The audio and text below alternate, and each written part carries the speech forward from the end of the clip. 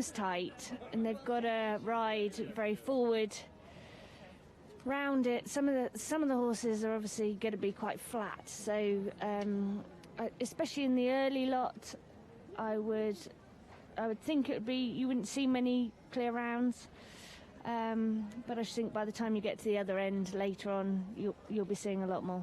Yeah, it's all about real completion for a lot of these riders. Some younger horses, some more inexperienced combinations, some that maybe just didn't have the day yesterday on cross country that they'd hoped for. Yeah, exactly. But I mean, they have completed, and that was a serious day yesterday, so they do have some positives to take with it. But yes, surprisingly to see in the first lot, Sam Griffiths, obviously, he had his unfortunate moment with the flag, but he's, never one that you really see jumping in the first batch, so he could be easily a clear round. You see in this morning's lot. And John T. Evans' horse is a really good show jumper. He also goes this morning. I put my money on him jumping a clear round and pulling himself back up into the top half.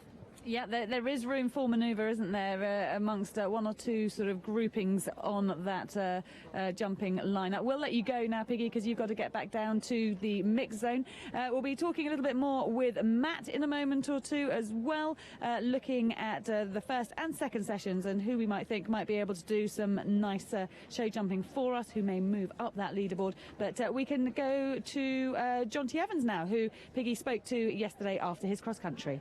Oh, John T, we were all getting so excited.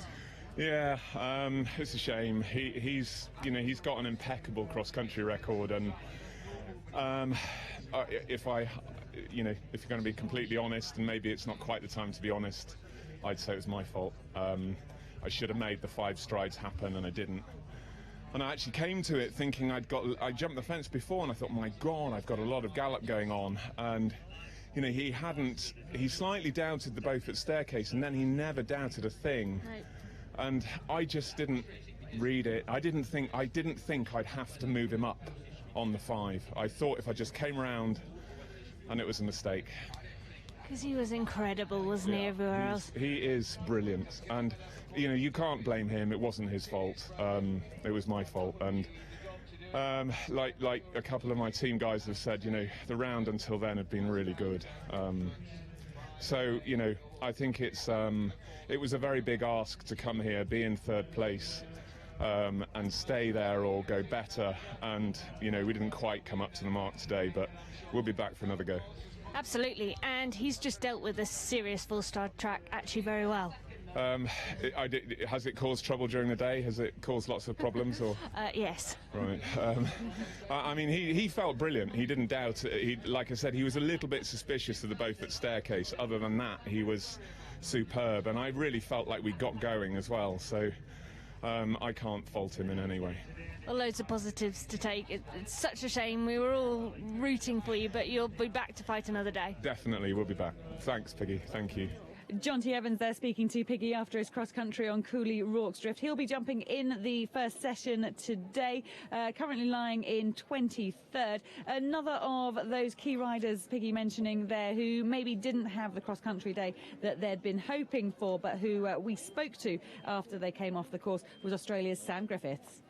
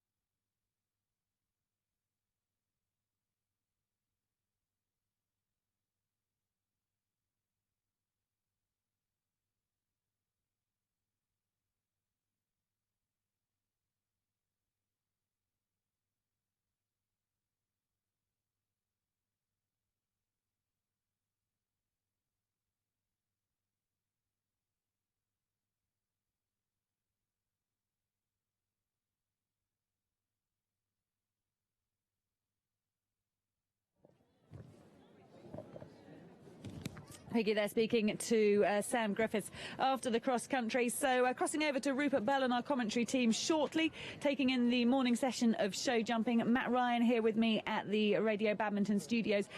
These may be the lower place combinations after cross country yesterday, but we've still got some pretty impressive names in there. And if you want to learn a thing or two about jumping a show jumping round at the end of a 4-star, you should be in there watching some of these stars do their thing. Yeah, there's a lot of good jumpers, actual fact. But I heard you asking, Piggy, sort of who do you think might move up and down. I don't think in this first session that's very important to anyone, whether they're moving up and down. They're out of the top 20, so... But the important thing is they will be busting their gut to do as good a jump as possibly can. Unfortunately, I've been down in this first session before, and there's nothing like putting in a nice, good, clear show jumping round just to give you that little step back in your, or little hop in your step, so to speak, to go home. So a lot of these riders will be trying to personally achieve a good show jumping round. Now, Piggy did pick up one. Sam Griffiths should jump clear. You'd like to think. John D. Evans on his Cooley Rorke's drift. Austin O'Connor on Kilpatrick Knight. Beanie Sturgis, who went sort of uncharacteristically slow yesterday. She's renowned for finishing on her dressage score, so although she picked up a heap of time penalties yesterday, you still think she'd probably show jump clear today. And of course, there's always a few in there that we're not quite sure. You said there may not be much sort of moving up and down, but if you actually look into the 20s there, just transitioning from the sort of the people who are going to be jumping last in the morning session, we've got on sort of 77.8, 78, 78.4, and then Jean Tullier is lying 20th on 77.4. The one or two people might be able to sneak a top 20 finish still. Well, yes, obviously that's correct, but I guess if you're looking just to finish as high as you can, it's the 12th place, because at 12th place you still get a trophy.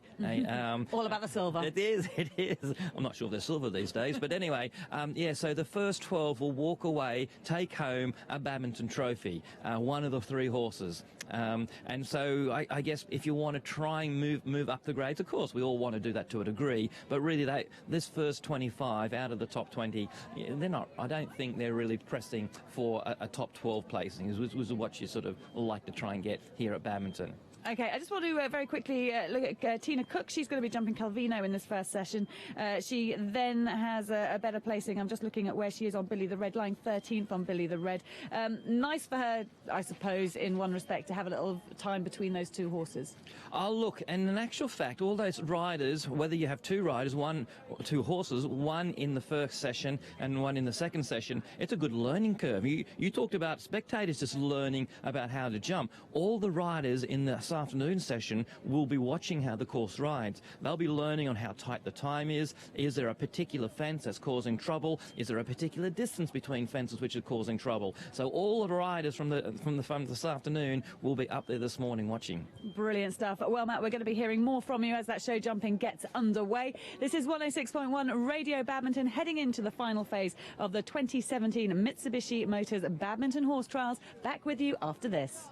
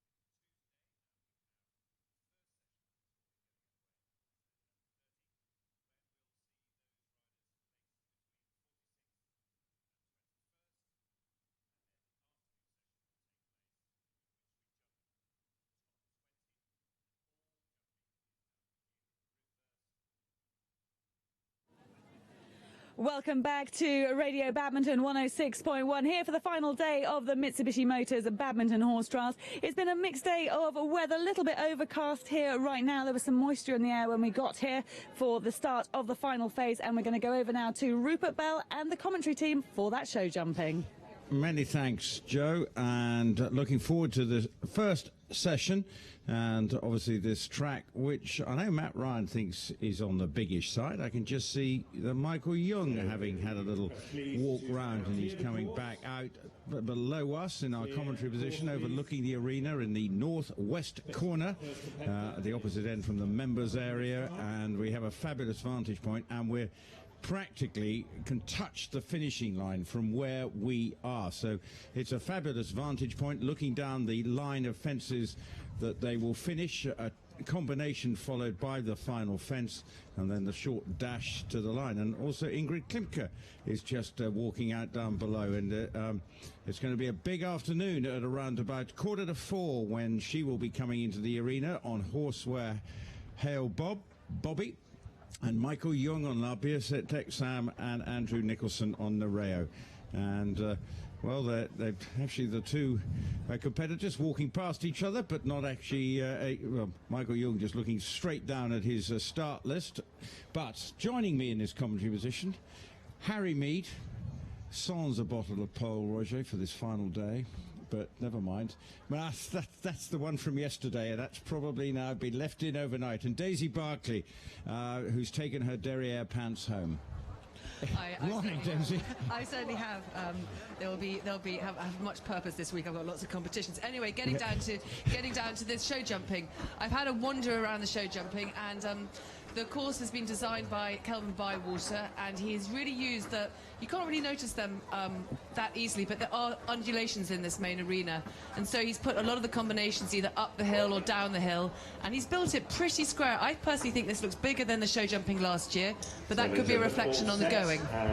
Yes, the interesting, because it is deceptively undulating, this arena. When you look at it, it seems to flat, but actually where La Biaset Sam had that dramatic final fence down, it was on a bit of a slope. So how do you reckon they're going to cope? I mean, is it for the really good show jumpers, does it present problems or not? I mean, these horses, the standard of the show jumping in our sport has improved a lot, but you've got to remember they've galloped round at an 11.5-minute course over some pretty serious obstacles, so they just could have slightly lost that edge, and you've got to ride them accordingly. Well, we saw quite an interesting trot up this morning at the first 10 who presented. 4 went to the holding box, and sadly we lost Alexander Bragg, who had to withdraw his horse, also Lisa Green and Becky Wolven. But Jim Newson is into the arena. Harry Mead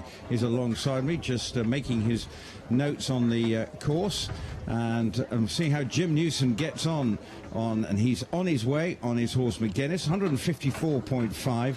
Quite a tough day for him yesterday, with plenty of penalties and plenty of time faults as well, and that's why he's ended up on a score of 154.5, and he's the first of the 46 competitors to go.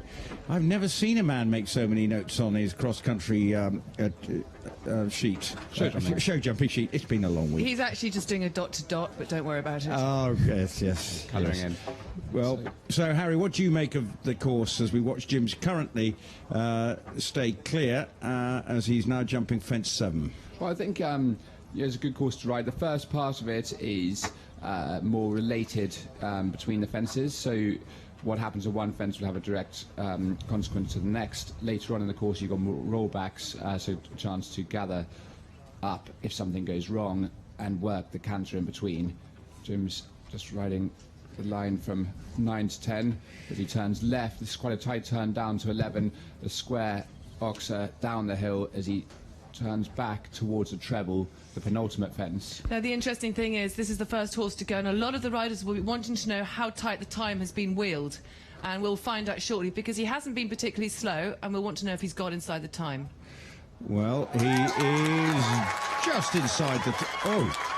What is he? No, he's just outside the time, just by just over 3/4 of a second outside the time. So he's picked up a time fault, but he's a very good, consistent show jumper. This horse very rarely seems to make mistakes in the show jumping, despite the difficulties yesterday. So would have expected him to do something like that. Yes, but it is going to be interesting. You cannot afford to hang around and be adding strides. I think he did all his distances on the more open distance, so I think the riders have got to take this into consideration. Well, and wherever you're listening to us on Badminton Radio, whether here in the park, on the earpieces, in your car, or indeed around the world on Badminton Radio, or via the live stream, are very welcome. Alongside me, Rupert Bell, is Harry Mead and Daisy Barkley, both two eventers who know what it is to do well here, both with plenty of Armada dishes between them. How many have you got, Harry?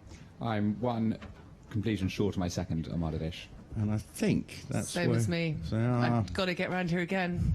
Level begging. Okay, so we've got Tom Jackson in the arena.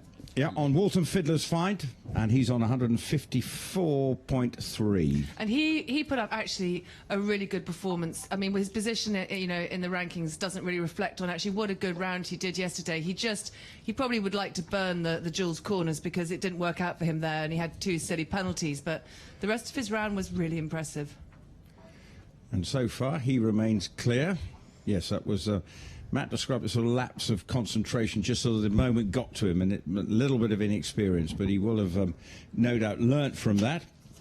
And just looking at this horse's show jumping record, well, at Burnham Market, reasonably consistent show jumper.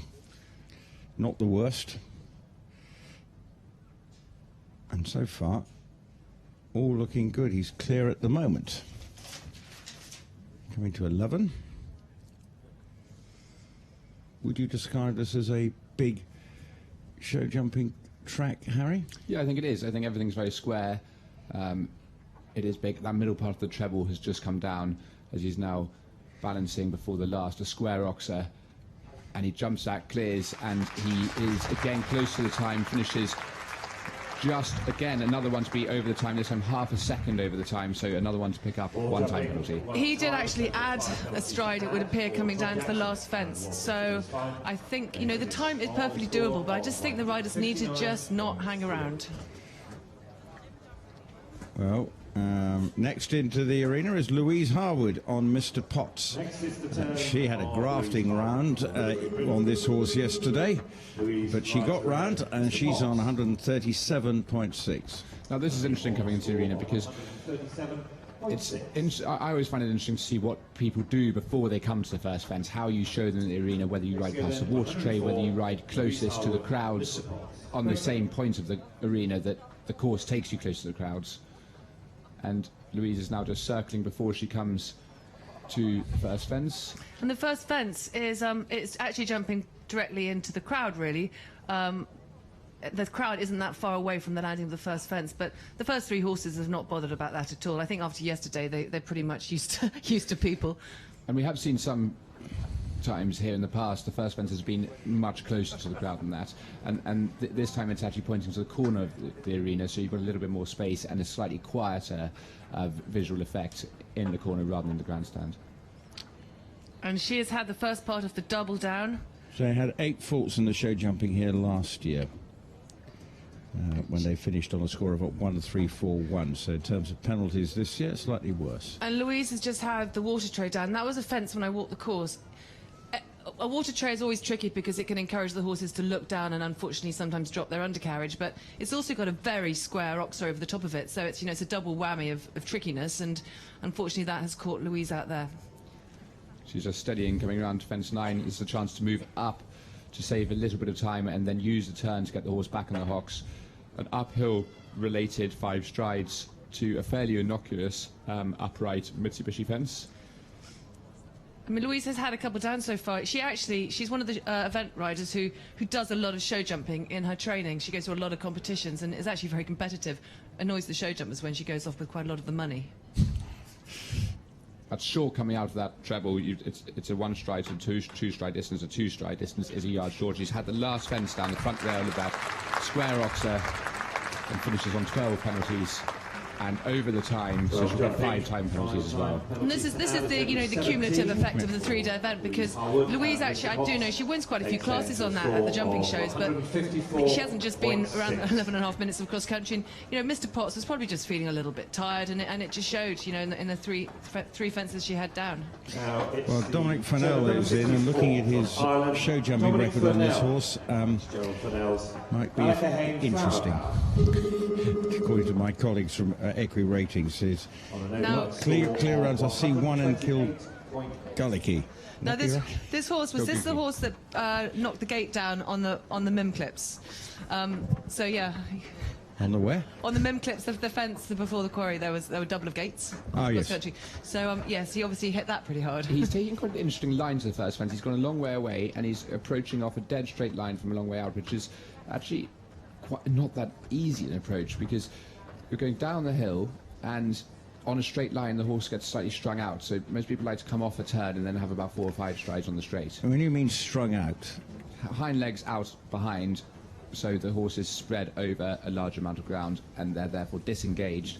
In order for a horse to jump, you want them to concertina with the hind legs underneath, so they can push up with their hind legs. Concertina.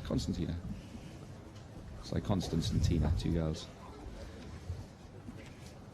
Well, at the moment, he is had 1 down so far, starting on 128.8. He's taking a good tight turn as he rolls back to fence 8.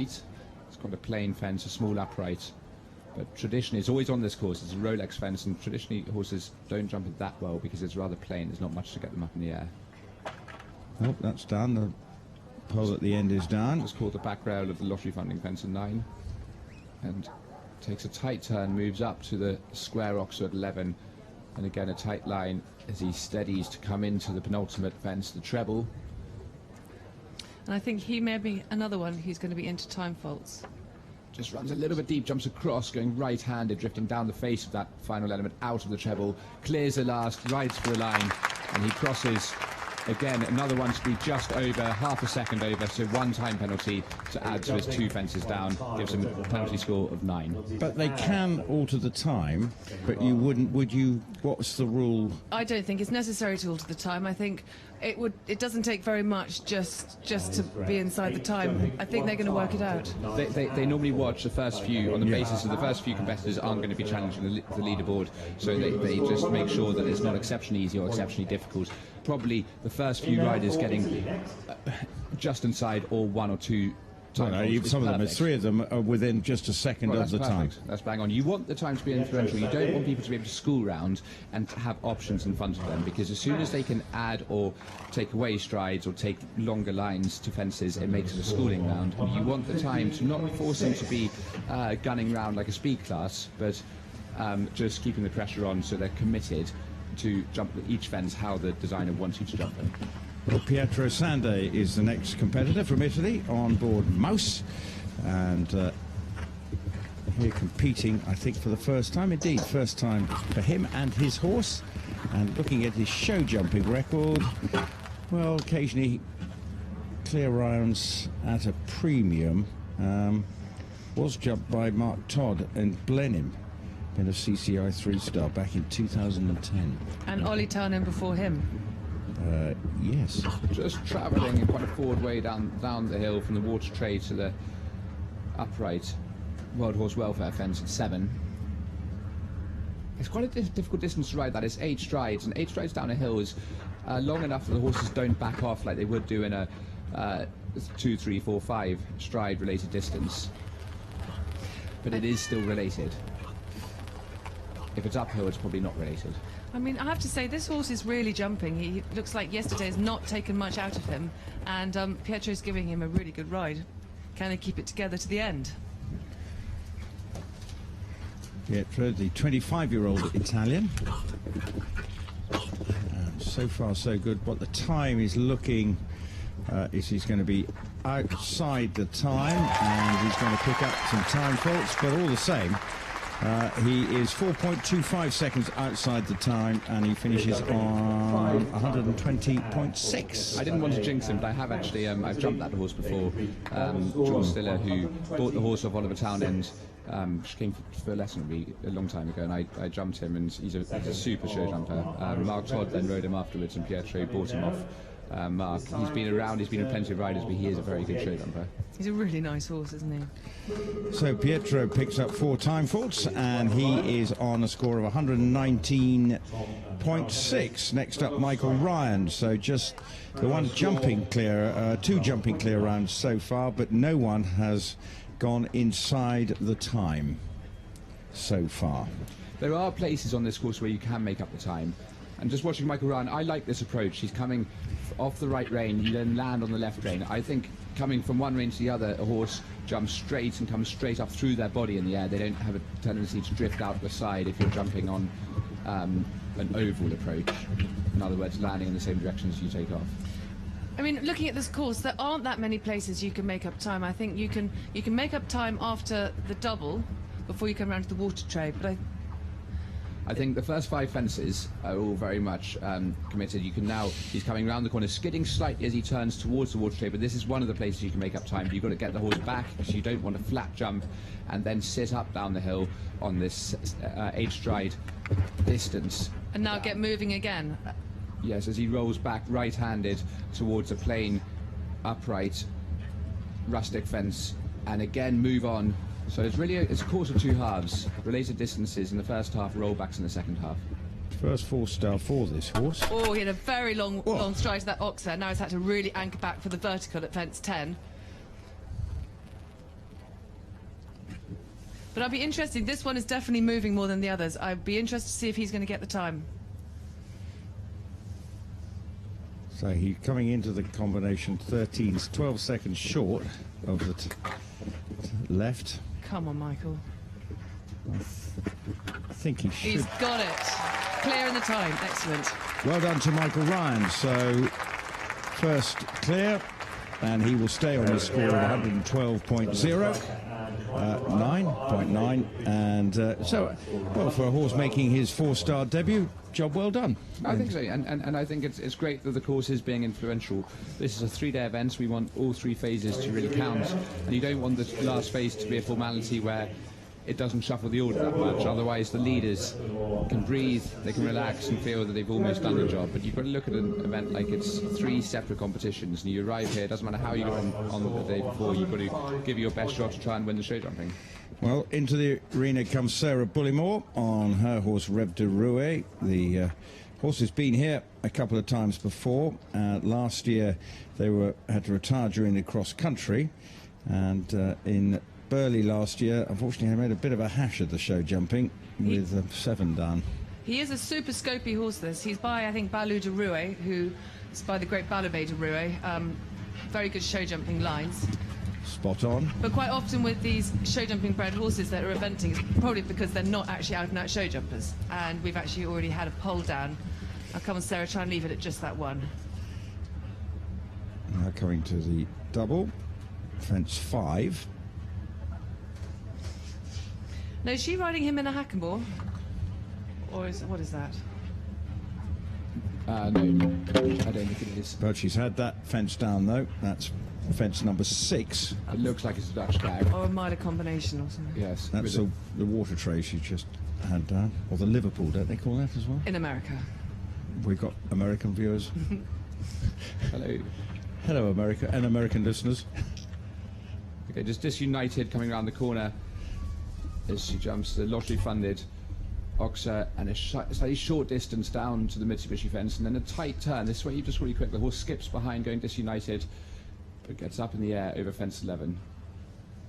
And what these horses are having to deal with, not so much, but if you're going to go a bit quick, the ground is reasonably firm. It's good jumping ground, but it's got very green grass on top, so you have to be sure you're not going to slip on the turns. She's on 2 fences down, but time looks good. She's had the last, so 3 fences, but inside the time, finishing well inside, second and a bit inside the time, but she's finished on 117.8, so unfortunately not quite the finish that she was looking for with those 3 jumping errors, and so she will still, though, stay in 41st place at the moment. And now in the arena we have Christina Cook on Calvino, and they actually put up a really, really good performance yesterday with just an unlucky glance off.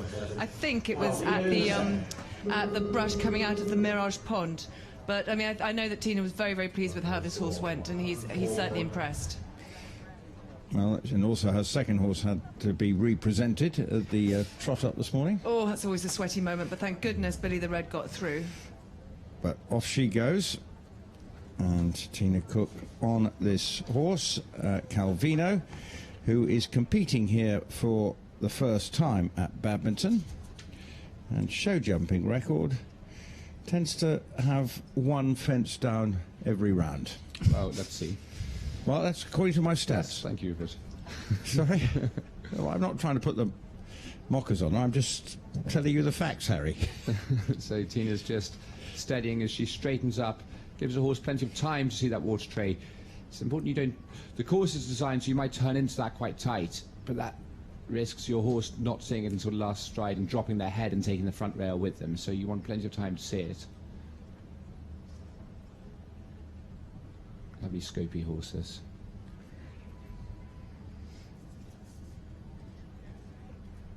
I can see it clear round. But Oh, Just flattens over the Oxer, left the pole standing. rattled the subsequent upright. And that big Oxer, square Oxer fence 11 going down the hill, I thought would be quite influential, but it's riding well. There's quite a lot filling it because it's got 2 planks in the front side of it. Time's going to be close. Coming to the final fence now. Very good. Very good. And she has picked up a time. Oh, so she's going to finish on 1:05.8, but she was clear. do you know, I think she'll be over the moon with that, because he is a lovely young horse doing his first 4-star. You can forgive the mistake yesterday. He's finished with a clear round, and I'd be thrilled to bits with my horse coming home with that for the future. Well, he did jump clear in a CCO 3-star at Stragon, but had a couple of time faults, but that's still a good round. Now we've got Sam Griffiths and Paul Amcock, the mare who was a winner in 2014. They entered the arena. They had the unfortunate... I was going to say that they had the They picked up 50 penalty faults for missing, basically jumping, but missing jumping outside the flags. Yeah, Is that basically they jumped through the flag under the old rules before this year? They would have been probably eliminated, but they were given 50 penalties, so they're still in the competition. But they would have most likely been in the top 5 after the cross country. So it'll be very disappointing for them. But that's the sport. I mean, I think Sam is still adamant that he jumped the correct side of the flags. I mean, it looked pretty dodgy from where we were, but then from some other photographs, he looked like he had jumped within the flag. So it's one that's going to probably go run for a bit. But I did say to him last night, "You've won badminton. You're a badminton champion. This isn't going to change your life." So. Absolutely, and the only thing is, you know, if he had known that he was given the 50 penalties, he quite possibly would have pulled up, because, you know, you're on a badminton winner. Do you want to hack around for, you know, a Sunday morning show jumping round? Who knows? So that's life, isn't it? That is life. Oh, you're a hard man, Harry. Brutal. Anyway, let's watch Sam. He's currently still clear. And this mare's a great jumper. They've got a real partnership together. They jump 2 clear rounds, in other words, in both show jumping rounds of the Olympics. Of course, you've got the 2 competitions with the team round first and the individual round coming afterwards. Just sets up on that short distance, gets quite close to it, but no danger of touching the fence. And when he won here a few years ago, I think he moved up quite a long way. I think it was something like 6th to first with his clear round show jumping on the muddy day. He was 25th on the started up cross country in 25th to come on to win. And I think he had a fence down, but still won. And still moved up from 6th or something. I might have to check that. Very good. And that was a good round because, again, inside the time, he actually looked very relaxed going through the finish. So he was taking tight lines. The way to ride a quick time around this isn't to up the canter and risk overriding your related distances in the first part of the course, but it's just to shave off and shave off the corners in the second half of the course, so you can take a slightly tighter route, but also to be able to, in unrelated distances, land and move up a gear and then back down a gear before you get to the next fence. So you can just pick those moments, there's probably about 3 on them on the course, where you can move up, save time, and then come back to a normal show jumping canter. Yeah, I share a show jumping trainer with Sam, and actually John T. Evans as well, Ros Morgan, and Ros is very, very strict on tight lines and saving time. I've just found out about in his 2014 when he won, he had 4 jumping faults, finished on 67.9. But as you say, how many jumping faults? He had 4 then. Very good. And when he went on to win, Who was right on that? I don't know who was right. What position was he in? I don't know whether he was. Let's concentrate because we've got Alice Neighbour-Lozeman and Harry Belafonte. Classic Dutch colours. Very visible. Now, this horse was super exuberant yesterday. I'll never forget the sight of them jumping into the lake. He jumped enormously into it, and Alice hailed a cab. I mean, she could have got a cab from London with that hail. And anyway, she stayed with him. I think they had an error, and it was quite exciting. But you know, they did well to complete with a fairly good round. 103.3 is starting score in this jumping phase. Just controls the shoulder there so she doesn't drift out towards collecting entrance, but almost does too much, and the horse didn't get his eye on the water tray fence until the last second, taking a very tight line, almost brushing through the undergrowth around the planks at fence 4 as she turns into the upright at 8, and then another roll back past the water tray, this time to jump the square oxer, and a slightly short distance on 4 strides up to fence 10, which she takes off with. She just rolls the rail with her hind legs. I mean, we've seen a lot of people are finding that 5 strides pretty short. I mean, this is a big scopy, a big striding horse, but I think that fence could end up being a bit influential today. And again, just rolling back to the treble, jumps in, sits up on 1 stride, and then 2 short strides, jumps cleanly out, and then sits up. Takes a bit of a snaking line down to 7, hits it on 7 strides, hits the front rail in front, and has that down, finishing bang on the time. Absolutely on the money. So interestingly, they've given 1 time penalty there. And the time is 0.00. Maybe we're only getting it to 2 decimal places, and it might have been 0.001 or 0.004. It's got to be under 4, otherwise it would have been rounded up. But checking 103.3. Did she finish on 111.3? I'm just checking. She had 1 time penalty on the scoreboard. She has got 1 time penalty on the scoreboard, and just waiting for it to. It said 0.00 time, so that must have been over 0, but to honestly, a small decimal place. Harry. But Now in the arena we have Ben Way. Ben Way, who on this lovely horse Galley Light put up another really good performance yesterday with an unlucky 20 penalties, which I'm sure he's absolutely kicking himself about. But this horse, I think, finished 12th last year. He's a lovely thoroughbred horse, and he's been a great servant for Ben. And last year in the show jumping, they went clear. And he unfortunately just didn't have the best shot into the plank at fence 4. It was just one of those things, and really gave the horse no chance. But let's hope he can put that behind him and get the rest of the course under his belt. Just taking quite a wide line round to the water tray.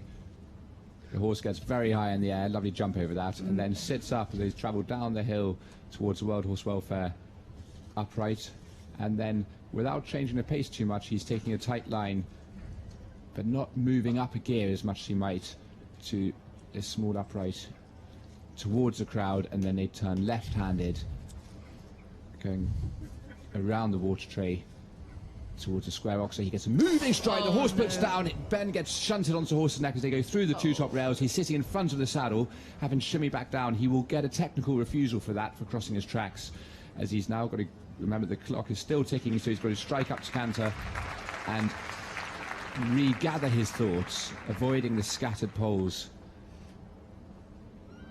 Poor Ben. I mean, you really, your heart goes out to when this happens in this arena after, you know, all that hard work yesterday.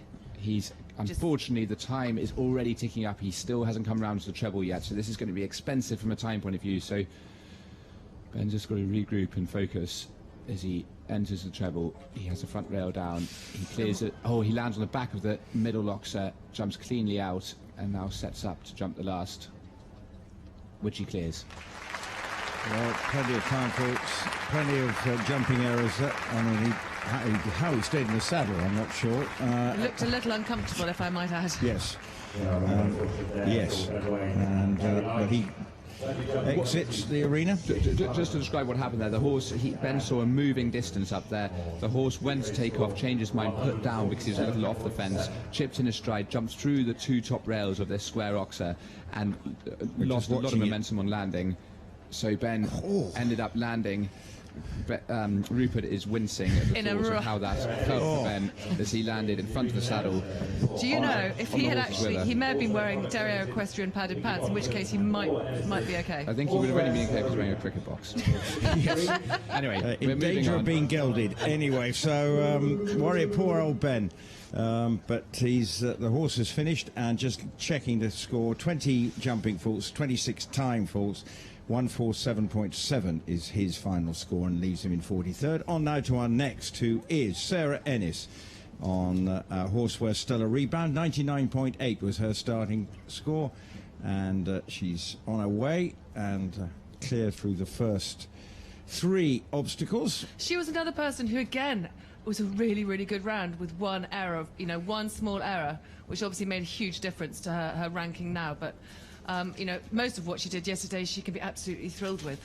She started in a very forward canter. It's good really picking up the pace before starting, because once you get into your rhythm, it's very difficult to change that pace around the course. So you saw before the bell rang, before she jumped the first fence, she picked up a big ground covering canter. It's a bit like what you see the big guys, the show jumpers doing, you know, you have to get yourself the Grand Prix canter, which is a really good, punchy, powerful canter. It's not fast, it's not flat, but it's the Grand Prix canter. And so often we're not used to jumping, or no one's really used to jumping in arenas this size, because it's only really a few events or a few international show jumping shows that have them this big. So it's a different type of canter to your normal one-day event or training class when you go show jumping, and it requires a big, active ground covering canter where you really pump the hocks, so it's not flat speed, it's power. And a good man to watch for that is Andrew Nixon when we see him later. Let's see about the time. Looks as if she's going to be bang on them. Oh no, just outside, just over 1/10 of a second outside, so she's picked up a time fault, and so that means Sarah Ennis will finish on a score of 100.8 and currently ranked in 35th spot. And but still a good jumping effort from a horse that's pretty consistent. And the sun beats down, and our commentary position is getting hot and steamy. Daisy Barkley stripping off. Daisy Barkley is practically down to her derriere pants. But there's too much information there. They're just being mean. Anyway, next into the at least we gave your sponsor a plug. Next into the arena is the leader from the first day, Thibaut Valette on King de Brio on 95.9, and he starts his show jumping round now. Well, I don't want to jinx Thibaut, but this horse, I mean, I've seen him do some absolutely beautiful show jumping rounds. He's a lovely jumper, and obviously Thibaut is very, very good at that. A lot of the French are very good at their jumping. Had a fence down in the Olympics, but otherwise, as you say, he's a very good jumper. So he's jumped the first 5 fences, and really, like he's on springs, he's giving them a lot of scope. This horse is very good behind. He opens right out, so rather than tucking his hind legs up, he opens them out behind. It's very difficult to change a horse's natural technique like that. Some tuck, some open. This horse looks in no danger of having a fence down behind through his natural technique. And it's good to see horses which are actually looking like they've still got some spring in their step, because, you know, it was a big old track yesterday, but obviously, you know, the ground, you know, it was still a bit firm, even though they put a lot of work into it, and it was as good as it can be after the dry spring we've had. But the horses are still feeling good after it. And a fit, well-produced horse will recover much quicker and much more effectively than one who's tired and not so well-produced and in poor condition and a bit light. So you always want to feel that no matter how hard your horses have worked, you'd come out on the last day and almost wouldn't know, if you had amnesia, whether they'd been cross-country the day before or not, from the way they feel on the last day. Well, time is going to be close to the time. Is he going to be inside the time? I think he is, yes. And he is going to stay on his score of 95.9, but confirming what Daisy and Harry were saying, a really good show jumper and proving it there. I mean, as I said yesterday, this horse, he won the individual bronze medal at the Blair Europeans with, again, a stunning clear round, and he's done it again here. Just obviously very disappointing for him yesterday with his error on the cross country. Well, they're both first-timers here. Just acknowledging the crowd opposite the royal box with a group of French cheering and flying the tricolour.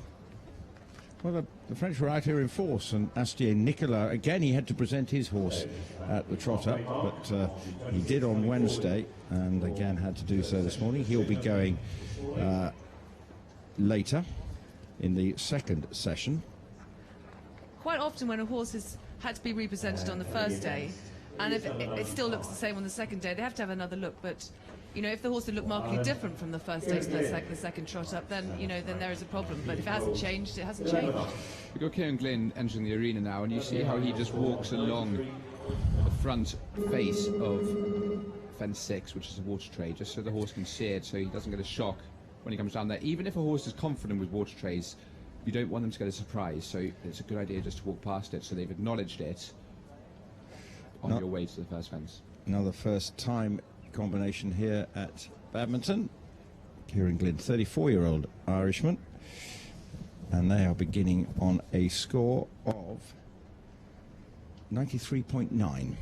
It's always a bit of a concern, though, Harry, that when you go and show your horse the water tray sort of thing, and then your horse puts in a massive spook at it, because then when you actually ride it in, are you going to have to ride it a bit stronger, or do you just? So I tend instead of walking up to it to show them it, where they do often spook, I tend to walk past it. So you walk down the face of the fence and don't actually turn them towards it. So you pretend you haven't noticed it's there, and you don't make too big a deal. But the horse, it becomes within their sort of peripheral vision.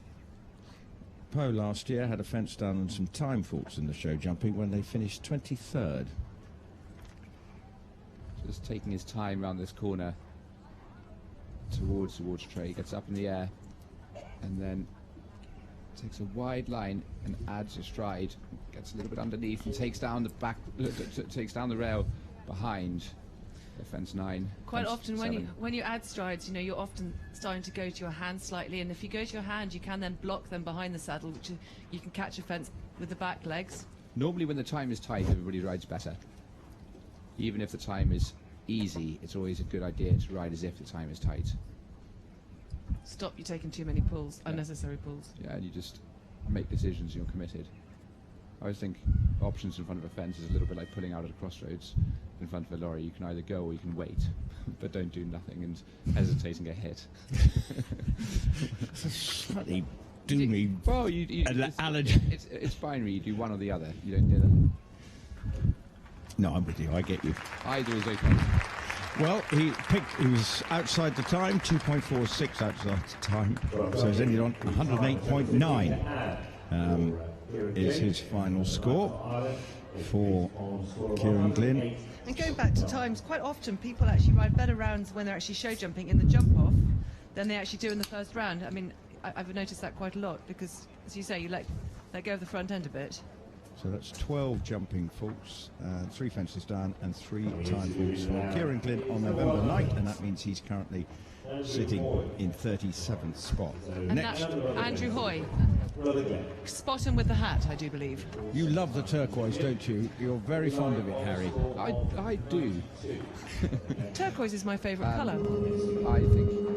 Would you wear a turquoise hat into the arena? I definitely would not. We know you wouldn't. Yes. Even on a hot day, you'd still be in your hunting jacket, wouldn't you? It's not a hunting jacket. It just happens to be red. Yeah, okay. It's one, yeah. Well, it was inherited from my father. Yeah, exactly. Is it thick? No, it's thin.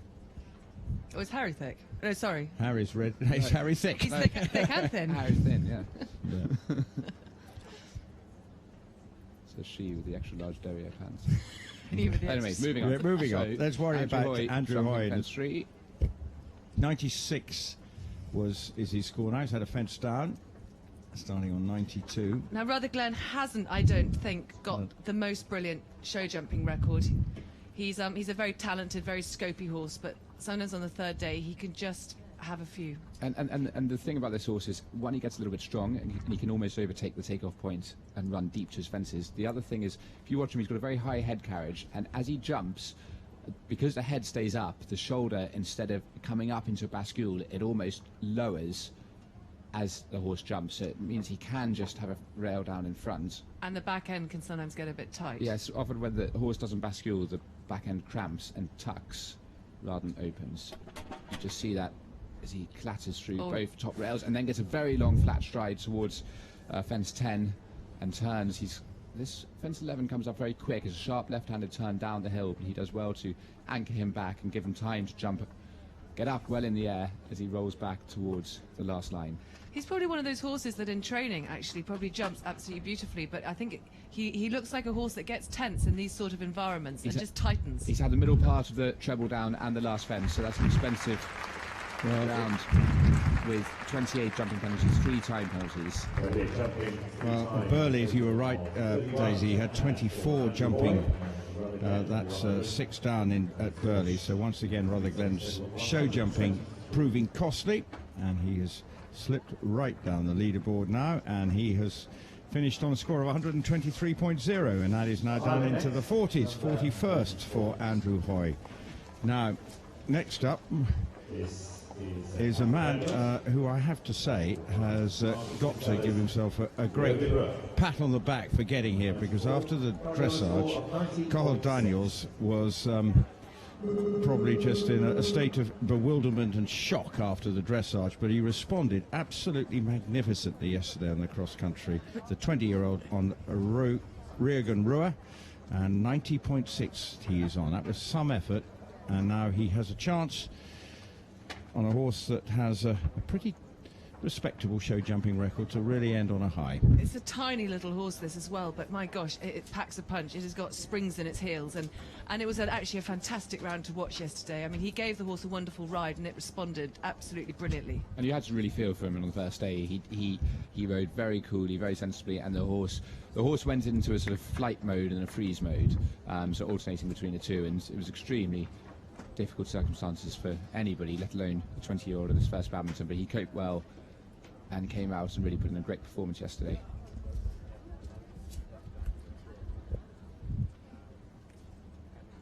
And he's had one down. Just moving up around corner, gets a decent big jump over fence 6, but travels slightly too openly to the upright of 7 down the hill and takes the front rail in front. That was, that's what we were saying about the course design. These very small inclinations, that is a downhill run to that fence, and it's catching quite a few out. And if that was 4 strides, you'd land and you'd anchor the horse, but because it's 8 strides, you tend to just land and sit up, and the horse can just keep running into it as he gets in very deep to fence 10 and has that down without much chance of clearing it. That again, that Mitsubishi upright fence is definitely claiming a few prisoners. I think it's a short 5 strides. It is uphill, but it is a short distance, and it's in the part of the course where the horse has just been opened up to save a little bit of time, and then you've got to close them again before jumping the one before. But he's competed, and I think he can give himself anywhere, whatever. He's managed to compete. He's picked up some time for 103.6, 3 fences down. But given the nature of the beginning, Carl Daniels can be really pleased to have made it through, and at 20 years of age has obviously a bright future ahead of him. And I think anyone in their career, it's a huge landmark to complete your first badminton, and that'll be a big box ticked in his lifetime, I'm sure. Yeah. Well, and you're probably going to be seeing him many more times here as well. And given what he's learned from this week. Now, Joris van Sprengel, he's the next one into the arena, and we just go from Kyle has not been, this is his first badminton. I'd say Joris has had a fair few here, hasn't he? Joris has had, in terms of badminton, 2 at least. What does that meant to mean? Because the records on my stats are going to go to 2010. But I will, right? Right. But he is. He's certainly been on the 54. circuit for a long time. You're a lovely guy. He's very friendly. His English is excellent. He comes over here, competes quite a bit, and he put in a very good display of riding yesterday. He's riding this big, scopy horse with a long stride. And he's a very regular member for the Belgian team. He's a station master Is he now? in his job. This is only his 4th time. First competed here in 2009. Best placed in 25th back in 2011. Lovely active hind leg in this horse. You see how the inside hind leg comes right underneath, and a lot of lift in the canter. And I think what we saw from Joris there on this tricky distance, downhill distance, I think when you land from the water tray, you need to do whatever you're going to do when you land, rather than at the last minute before the next fence. Yes, if you can make the difference, whether it's lengthening or shortening, in the first 2 strides after the previous fence, it means the horse can approach the next one in a regular canter. If you leave it late, then you do your adjustments at the last minute, and you're either taking off out of a long stride or a short stride, which compromises your jump over the next fence. So, coming round for the combination. Time's going to be tight. He's got 2 jumps, jumping out of the combination. He's clear so far. Just steadies down to the last. It's a slightly long 7 strides, and jumps it, puts his head down. He's going to be just over the time. He looked actually slower than that, but it was a very, very lovely round. It's a shame he had that 1 second, that 1 time fault. But it was a very, very classy round. With the big horse, it's not easy to lengthen on, because you've already got a long stride. So if you lengthen the horse, you risk having jumping penalties at the expense of time penalties, or at the expense of saving time penalties. So Trade was late by 1.85 seconds. So Joris can be happy though, competing here, age 54 on Lily des Ulm, and finishing on a score of 89.5. Clear jumping, but 2 time faults, so he is currently in 30th on that score of 89.5. Next in, Dan Jocelyn, experienced New Zealand rider. First time for the horse, though. Does it cool touch at Badminton. But on the jumping front, well, at Burley, it didn't quite go so well with 3 fences down last year, where they finished 13th. And just circling right-handed before the first fence. One to opt to come off the right rein, because of course he's turning left after the first fence, and again not going too far away to get his run up. Dan yesterday was jumping clear, but picked up 28.8 time faults.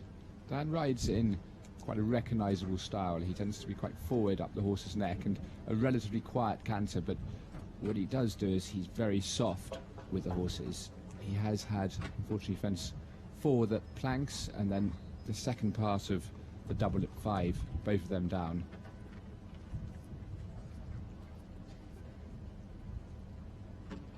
And over 7.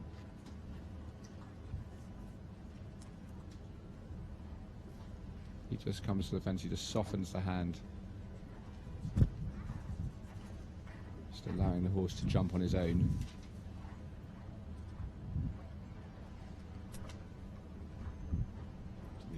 Little horse who, although that distance is slightly short for most of the horses, that horse was actually finding it quite long up there, so Dan had to just move him forwards and had the... He took a stride out. Fence on, did he? He went on 4, not 5. It's a short. Yeah, short. It's a short 5, but the 4 I don't think is really on, because the only other one we saw do that was Andrew Hoare, who took out the second part of it.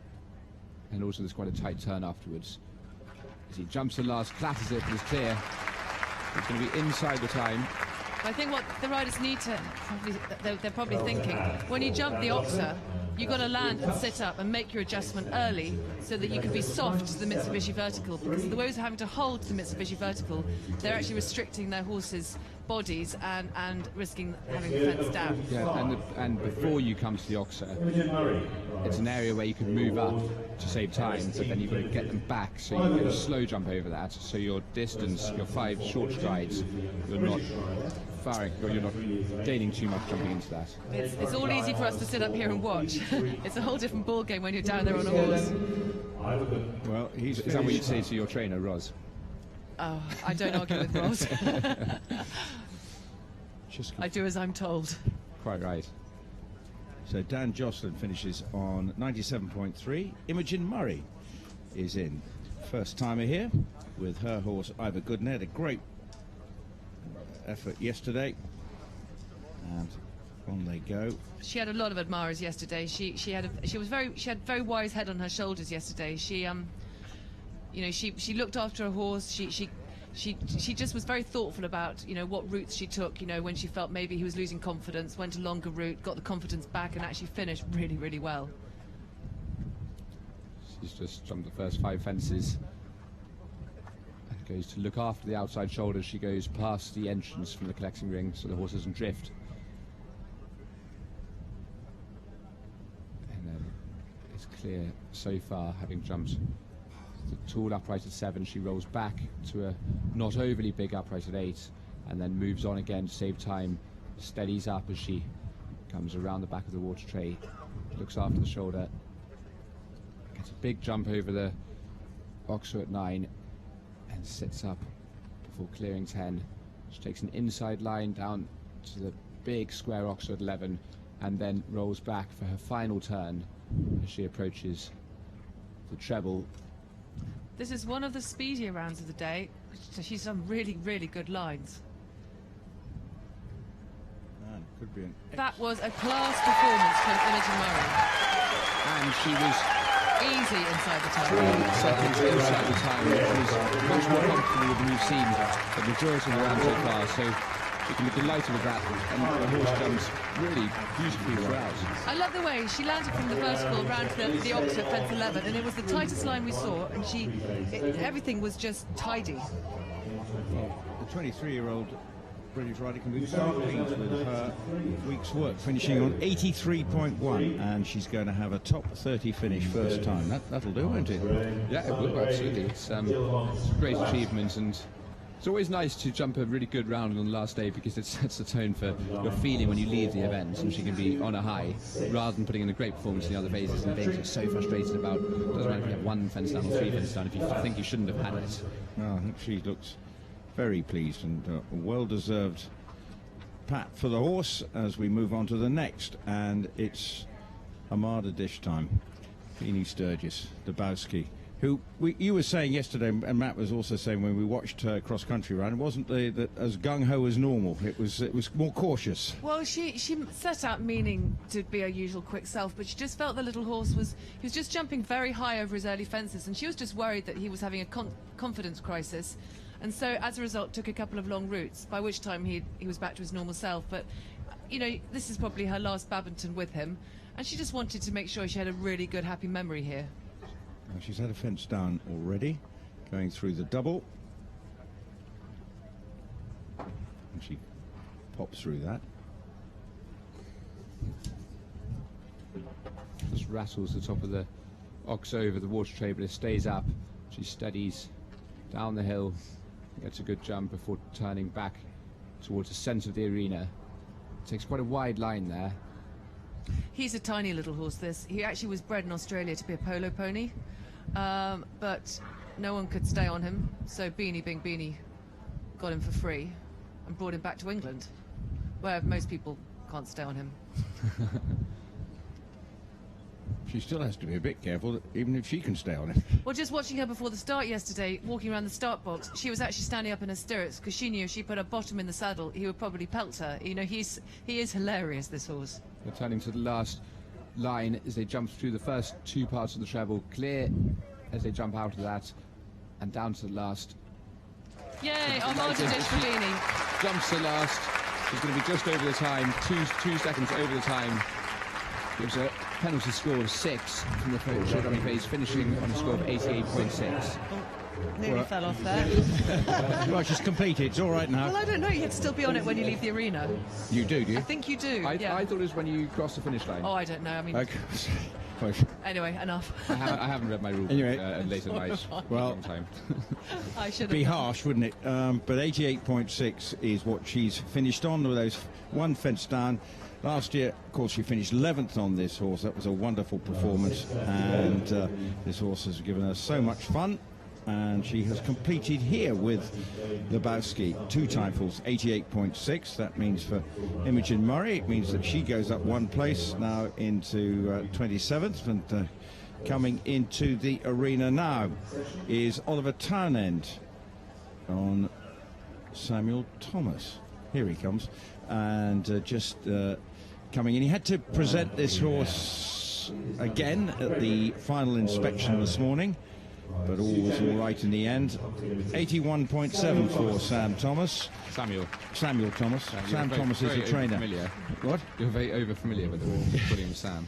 This horse actually, he had a glance off at the Shogun Hollow. Other than that, it actually was a very, very good round, and still one of the quickest rounds of the day. He only had 6-point-something time faults, I think, which was pretty impressive. I'll tell you how many he had. He had 6.8. You're absolutely right. I'm geeking away again. You must have had a rock and roll last night at home there. A few glasses of wine, you know.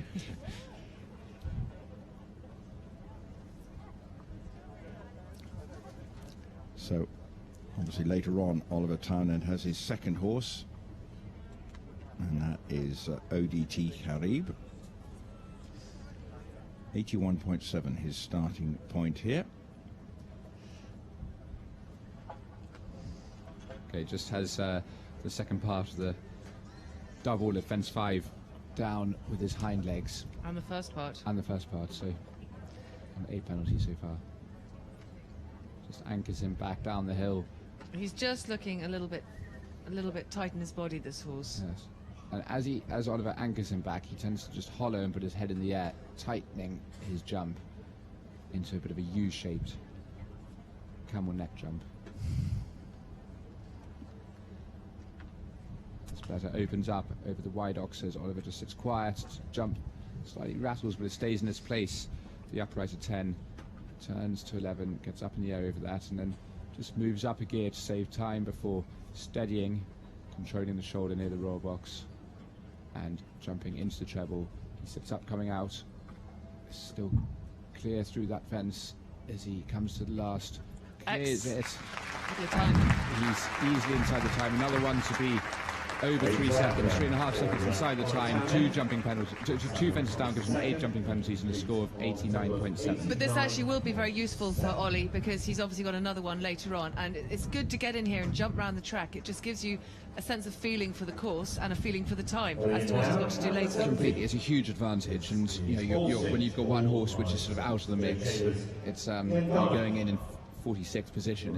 It's really all about getting the experience and familiarity for your one which is much closer to the top of the leaderboard. 5 more combinations to go here on this first show jumping session here on the final day of the Mitsubishi Motors Badminton Horse Trials. Daisy Barkley and Harry Mead alongside me, Rupert Bell, for this first session, and be conducted in the glorious sunshine. It's a lovely day now. It's hot work in our commentary position now. In our greenhouse. Yes. Paul Sims is in the arena now, and he did one of his customary very, very tidy, smart rounds yesterday. It just unfortunately wasn't the quickest in the world, but it was a very, very good, attractive round. Paul is a good show jumper. Yeah, and I think Paul Road, you know, it's easy to focus on the ones at the top of the leaderboard, but Paul is sitting on a horse who wouldn't be really capable of going as fast as some of the others around this course, and he gave it a really lovely ride. Just he gave him a competitive ride for the horse, but just rode beautifully, and it was a great display of horsemanship. Unfortunately, he's had the second fence down so far. Sometimes when you're not on the quickest horse, you don't want to be pushing it out of its comfort zone, and you rush it, because then you're going to upset the horse by putting it outside its comfort zone. And it's an endurance test across country. It's not a sprint. There's a difference between a one-day event and a 3-day event. Is that the first part of the double down as well? Or in international terms, a CIC and a CCI is the course at this level, the CCI, is pretty much twice the length of a CIC, or what we used to call a one-day event. So it's an endurance test. You've got to ride with your head and feel. You can't sprint a horse, otherwise you run out of petrol. Well, we're very lucky today. It was a chilly day yesterday, but it's a beautiful sunny day today for the show jumping at Badminton. Paul turning to fence 11. This horse is wearing most of, he has the front part of fence 11 down. He's wearing quite a lot of sheep. Maybe just to try and get the horse to drop his head. You often put sheepskin noseband on so the horse doesn't carry the head in a high head carriage, otherwise they can't see the fence. So you encourage them to make a better shape by putting something on their nose so they drop their head carriage. 4 fences down, 16 jumping faults, 1 time fault as well, so 97.3, 97, no, what's it, 96.6. Thank you very much. Yeah. Sounds like a radio. Welcome to Harry Mead, 96.6 FM. Have you done that before, Harry? Anyway, that's Paul Sims. Another badminton completion for him and Glenn Carnock. So 4 more to go. Austin O'Connor on Kilpatrick Knight. He's coming into the arena. I've confirmed 96.6 in 30th spot for Paul Sims. And it's starting to look even better for Imogen Murray because she's now in 25th. Austin was another one who put up an absolutely fantastic round yesterday. He wasn't the quickest in the world. I think he was having also the future in his mind when he went round. He really wanted to bag that clear round, and he bagged a very impressive clear round, and I think it's going to stand him in really good stead, providing today goes well, for his possible selection for the European Championships in Stregen, Poland. And when you have never ridden a horse at 4-star level, or the horse has never been at this level, you don't quite know how they're going to cope. So you can't ride out of the start box with that confidence. You know they've been around here several times before and they've stayed the trick very easily. So you're just perhaps a little bit more conservative and having to feel your way. He paddles through fence 2. He was a long way off it. The horse went to put down, didn't actually put down. He just waved his front legs in midair, scrambled through the fence. It's all going horribly wrong. He's now had 3 in a row down. And he's only jumped 4 fences. And he's sort of gone from being very relaxed to the slight stress of... But he's now got a moment just to regroup. And he clears fence 6, the parallel, and heads down to 7. And he clears that as well. So this is his time now to breathe and think and... Damage limitation, I think. Yes. That fence 2 is catching quite a few out. It's just a vertical going away from the people, but I think because it's a vertical, they're just not wanting to ride it too strongly, but they're actually almost coming in sort of under-revved. Well, he's recovering nicely now. Well, actually, it was a little bit of a miss at the end of the day. Moving on again, just flapped and had to kick as the horse backed off fence 11, took the front rail out as he now turns into this last line along the west side of the main arena at Badminton. He just chases the horse through that as the horse backs off. Maybe just a little bit gawky at the crowd. He clears the last, gets a roar from the crowd. He's actually easily inside the time at 3.86 seconds. An expensive jumping performance.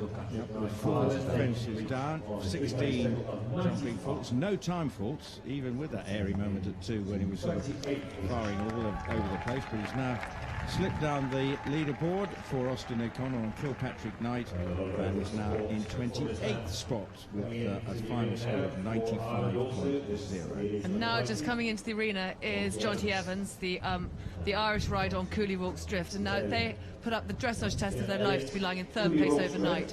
And he did feel enormous pressure going into the cross country yesterday, but the horse is a most wonderful horse, and Jonty said himself, he said, I rode 95% of that course brilliantly. I had 1 error and it cost me because it was that sort of a course. He's gutted, but he's also thrilled to bits with how his horse feels for the future. Yeah, and Jonty, this would be a huge occasion for him. He last rode here in 2007, so it's been a long way to be back here, but this is by far the best horse he's ever had in his career.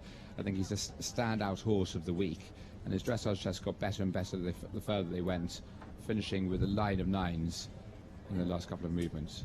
And he's also a very good show jumper.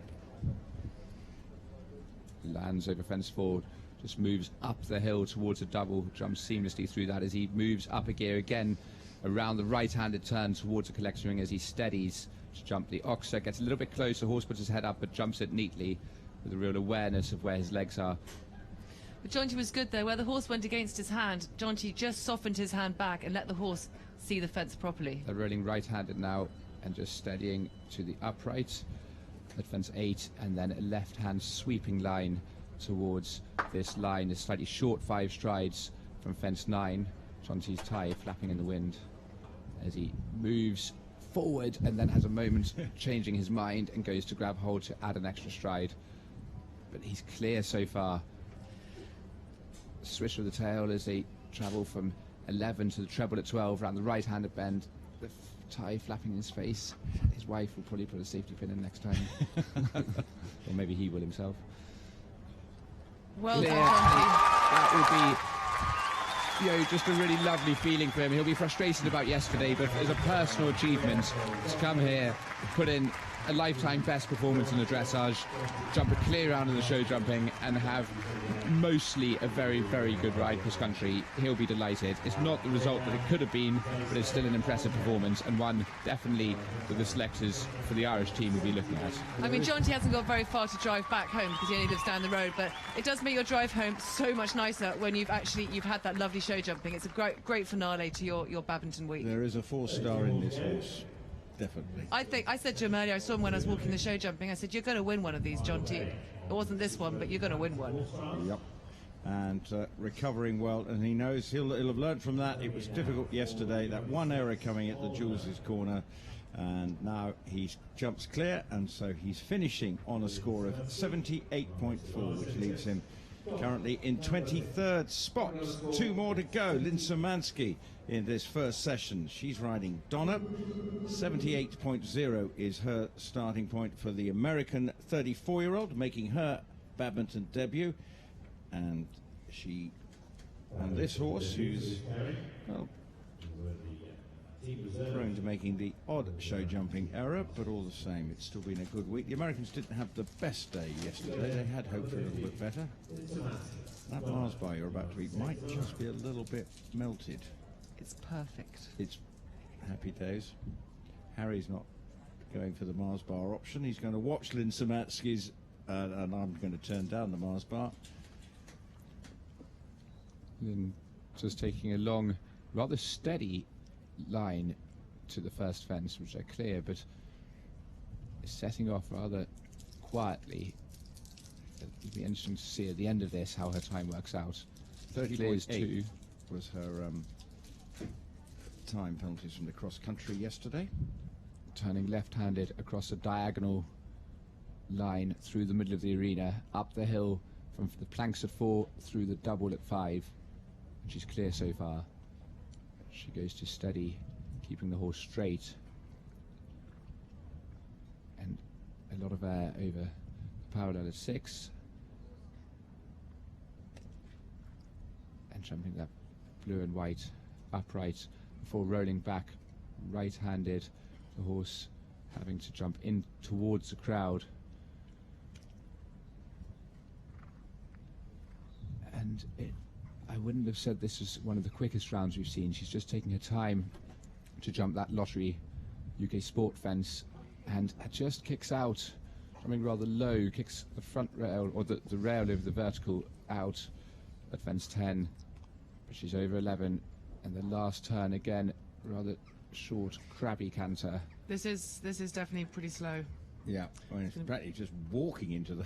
She's going to clock up the time for Just jumping, slipping right-handed across the face of that fence, jumping out of the treble, clear over the last, so she's had one time penalty, but sorry, one jumping fence down, giving 4 jumping penalties, but 4 time penalties as well, a score of 8, taking her onto a score of 86.0. And so she slips below Jonty Evans and Imogen Murray in the standings. But she has completed in this her first badminton, but she was very slow, particularly into the treble. And that upright has caught a few out, that being fence number 10. You could see the way she started set the tone for that. Once you start, it's very difficult to change your rhythm without compromising the quality of the round. So It's where the canter before the first fence is so key. I like to come in a really big active canter and then come back to walk when you salute the judge's box, so that the horse softens and relaxes and doesn't get too onward bound, and then pick up that big canter again. The walk is quite an important part of that, so the horse doesn't travel down and kick out the front rail of the first fence. In is the Brazilian anaesthetist, Marcio Carvalho Jorge, riding Lissy McWaver. 77.8 is his score in the horse competing for the first time at Badminton. I do remember Lissy McWare was originally brought out by Lucinda Fredericks. And then I think Toddy, Sir Mark Todd, had her for a little bit. And he was obviously helping the Brazilian team. And Marcio's now riding her. And he's had some really good results on her. He was well placed at Barbary with her. He led the dressage there, in fact. And he also, gosh, he had to work hard at the water tray. Yeah, so interesting rounds. Had the second fence down, just nudged the plank at fence 4, which glinted in the light as it swung on its hinges back and forth, but stayed in place. Had the front rail of that ox over the water tray down, and I think has just had the upright at fence 8 as he swings back to 9, goes to steady. The horse runs through the bridle, gets in quite deep, but goes up in the air and clears fence 10 and turns left-handed. Has the front rail of fence 11, and the front rail drops to the ground, taking the plank below it with it as they turn this last line. Another one wearing a sheepskin noseband just finds that last distance through the treble short, but is clear through it. Comes to the last fence, takes a front rail off. Marcio looking disappointed. The mare in a hackamore looking like she's just getting a little bit strong and low on her forehand, not giving Marcio the easiest ride. He finishes with 5 fences down, 20 jumping penalties inside the time, giving them a score of 97.8. Well, there we go, and into 31st. So that completes the first phase of jumping. And thoughts on the course, Daisy and Harry? I mean, we have to understand that, I mean, we've got obviously some very good riders in this morning's session, but the most experienced riders will be jumping later, and the time is clearly influential. That line from the Oxa to the Mitsubishi vertical is going to be very influential, but I know that the top lot will have been watching this, and I think they will not make the same mistakes that we've seen this morning.